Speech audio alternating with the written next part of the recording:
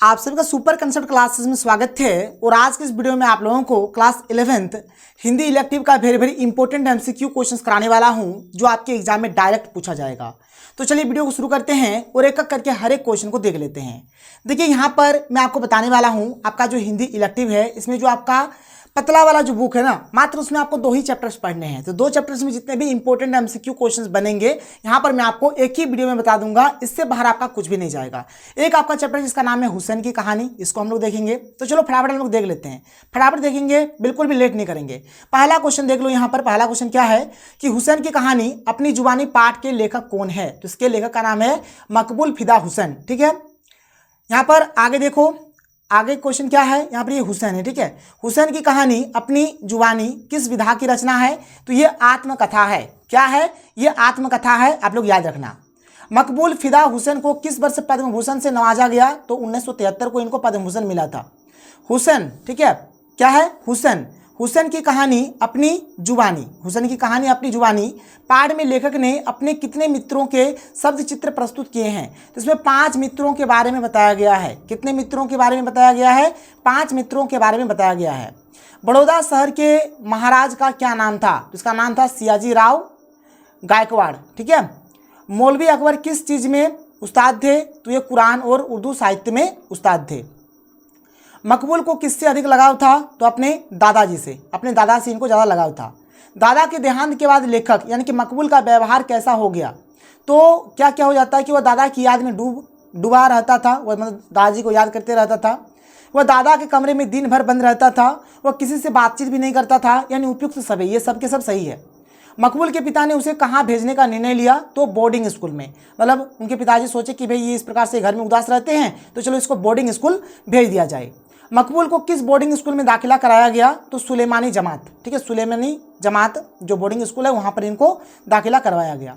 School में major Abdullah Pathan कौन थे? तो स्काउट मास्टर थे। कौन थे? Scout master. मदरसे में ड्राइंग मास्टर का नाम क्या था? तो उनका नाम था मोहम्मद अतहर। क्या नाम था? मोहम्मद अतहर। मकबूल को किस चीज़ का शौक था? तो फोटो खिंचवाने का, फोटो खिंचवाने का उनका शौक था। मकबूल किस खेल में अव्वल थे? तो हाई जंप में। हाई जंप में मतलब ये एकदम बहुत अव्वल थे। गांधी जयंती के अवसर पर मकबूल ने क्या किया? तो गांधी जी का पोर्ट्रेट बनाया था, मतलब गांधी जी का एक तस्वीर बनाया था, चित्र बनाया था। ठीक है, मकबूल ने किसकी ऑयल पेंटिंग बनाई? तो एक फिल्मी विज्ञापन की इन्होंने एक ऑयल पेंटिंग बनाया था। फैकल्टी ऑफ फाइन आर्ट के डीन कौन बने थे? तो बेंद्रे साहब। कौन बने थे? बेंद्रे साहब बने थे। मकबूल ने ऑयल कलर की ट्यूब खरीदने के लिए अपनी कौन सी किताबें बेच दी? तो इतिहास और भूगोल का जो किताब था वो ये बेच देते हैं। मदरसे के जलसे पर किसने मकबूल को इल्म यानी कि ज्ञान पर 10 मिनट का भाषण अभिनय के साथ याद कराया? तो मौलवी अकबर। मौलवी अकबर हो जाएगा। मकबूल का पूरा नाम था? तो मकबूल फिदा हुसैन इनका पूरा नाम था। कोल्हापुर के शांताराम की किस फिल्म का पोस्टर देखकर मकबूल के मन में ऑयल पेंटिंग बनाने का ख्याल आया? तो क्या हो जाएगा? सिंगड़ हो जाएगा। ठीक है, सिंगड़ हो जाएगा इसका आंसर। ठीक है, सिंगड़ हो जाएगा। बेटे जाओ और जिंदगी को रंगों से भर दो, यह शब्द किसने किससे कहे? तो अब्बा ने अपने बेटे मकबूल से कहा था। मकबूल फिदा हुसैन को किस वर्ष पद्मश्री से नवाजा गया? तो 1966 को इनको पद्मश्री मिला था। बड़ौदा के बोर्डिंग स्कूल में लड़कों की वेशभूषा क्या थी? तो यहाँ पर मुंडे सिरों पर गांधी टोपी और खादी का कुर्ता पाजामा। तो ये उपयुक्त दोनों हो जाएगा। ठीक है, उपयुक्त दोनों में ऊपर के दोनों ऑप्शन सही है। आगे है कि मकबूल फिदा हुसैन एक प्रसिद्ध खालिस्तान थे, तो क्या थे? प्रसिद्ध चित्रकार थे। चित्रकार हो जाएगा इसका आंसर। आगे देखो अगला चैप्टर जिसका नाम है आवारा मसीहा। तो आवारा मसीहा के लेखक कौन है? तो विष्णु प्रभाकर। विष्णु प्रभाकर इसका आंसर हो जाएगा। शरद के पिता का क्या नाम था? तो इनका नाम था मोतीलाल। शरद स्कूल में क्या शैतानी करते थे? तो ये शरद के कहने पर बच्चे घड़ी की सुई आगे बढ़ा देते थे, मतलब घड़ी का सुई आगे बढ़ा देता था जिससे टाइम ज़्यादा हो जाए। शरद ने कुश्ती का अखाड़ा कहाँ तैयार किया था? तो शरद के नाना के घर उत्तर में एक वीरान से महल में इन्होंने किया था इसको तैयार। शरद के तपोवन का पता पहले किसे लगा था? तो शरद के मामा सुरेंद्र को।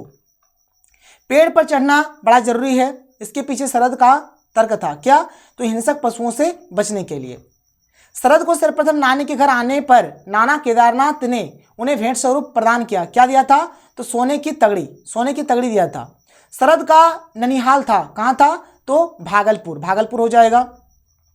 मोतीलाल के घर जमाई बने रहने का कारण था, तो जीविकोपार्जन की समस्या, मतलब जीवन जीने का समस्या वही हो जाएगा। शरद ने किसे यमराज का सहोदर कहा है, तो अक्षय पंडित को। किसको कहा है? अक्षय पंडित को।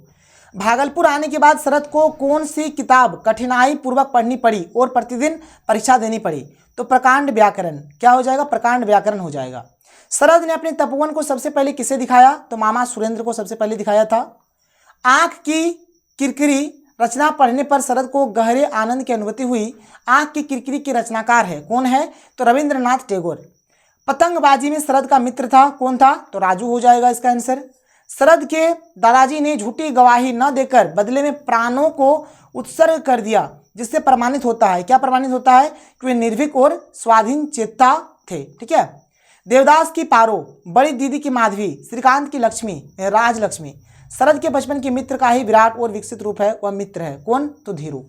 क्या हो जाएगा इसका आंसर? धीरू हो जाएगा। आगे देखो, अपने अल्पकालिक डेहरी प्रवास को उसने किस रचना में अमर कर दिया, तो गृहदाह। क्या हो जाएगा? गृहदाह हो जाएगा। लेखक के अनुसार शरद किसके समान दुस्साहसी और परोपकारी था, तो रॉबिन हुड हो जाएगा। शरद की जन्मजात प्रतिभा थी, तो क्या हो जाएगा? गल्प गढ़ कर सुनाना। ठीक है, गढ़ कर सुनाता था कोई भी चीज को।